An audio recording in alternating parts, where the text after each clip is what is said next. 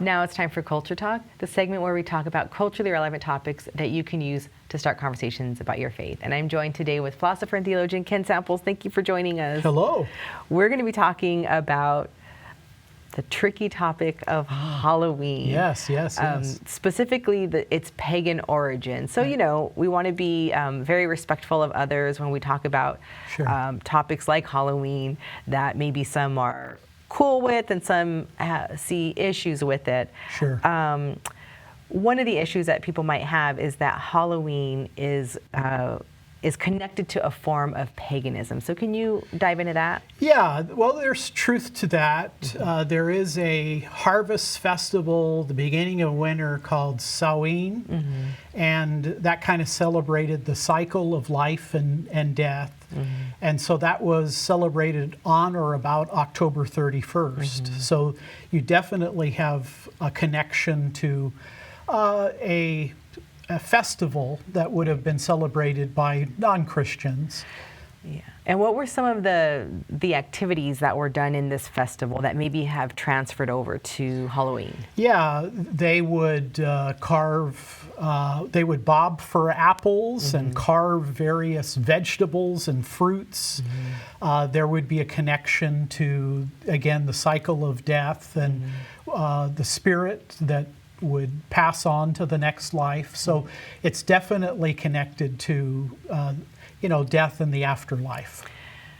Okay, so things like, bobbing for apples, that's not COVID safe, so probably don't do that anyway. But like carving pumpkins, which is what we do, some of us do for Halloween, some Christians would feel like because of its pagan origins, Halloween shouldn't be dabbled with at all. Yeah. What are your thoughts on that? Two topics there, two issues for me. Number one, I think you want to be very careful about judging or evaluating something totally in terms of its origin. Here's an example. The very first astronomers were all astrologers.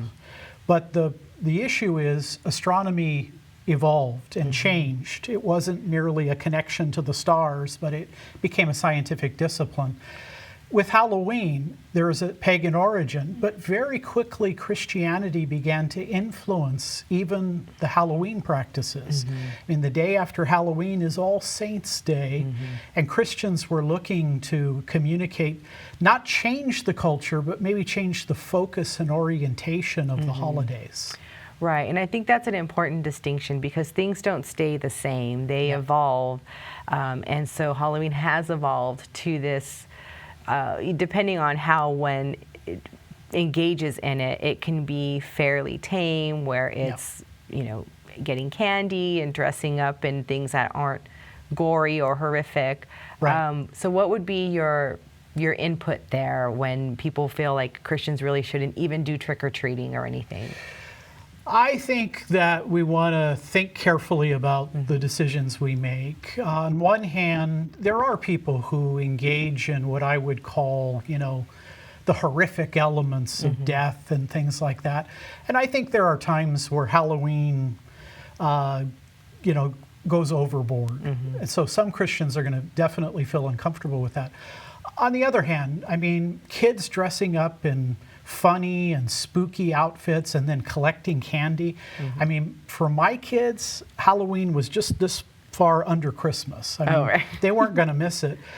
I think if you decide as a Christian not to let your kids go trick-or-treating, and that's your decision, I want to guard against our kids growing up with a party pooper view of God. I honestly, when I was in the 3rd grade, we had a Christmas party at school, and the Jehovah's Witnesses in the class, they had to go and sit in the corner. Now, I didn't know a lot of the differences between my Catholicism and their Watchtower views, but I knew I don't want to hold that religion. I think take your kids to a harvest party at church. Make sure there's a lot of candy there. Give them an opportunity to have fun.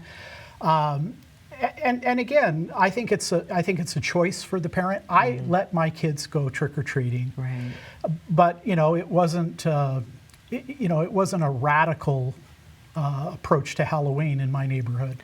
Right. And I think that it's important to, like, as you're demonstrating, to just be fair and respectful, that it's a decision. So whether one is Jehovah's Witness and they decide Right. that they are not going to participate in anything of that nature, or they're a Christian and they're like, yeah, we can go trick-or-treating, Yeah. that we're respectful of each other and the decisions that we've made.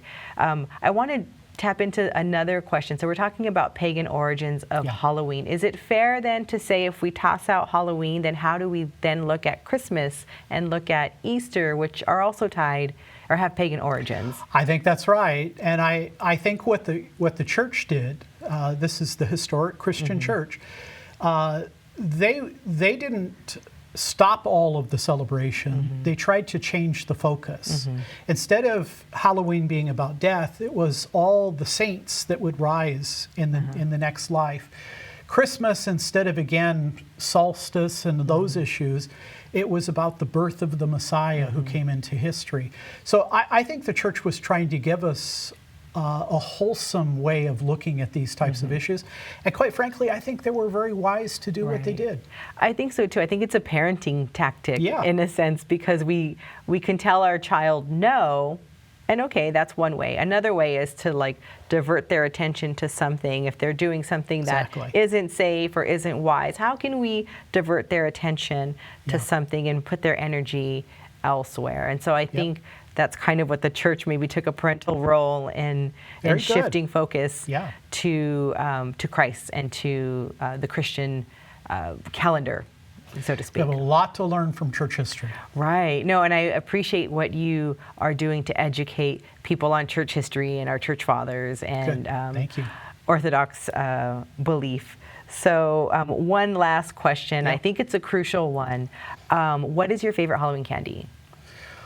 Well, there's something magical and mysterious about chocolate and peanut butter coming together. And I like that come together as well.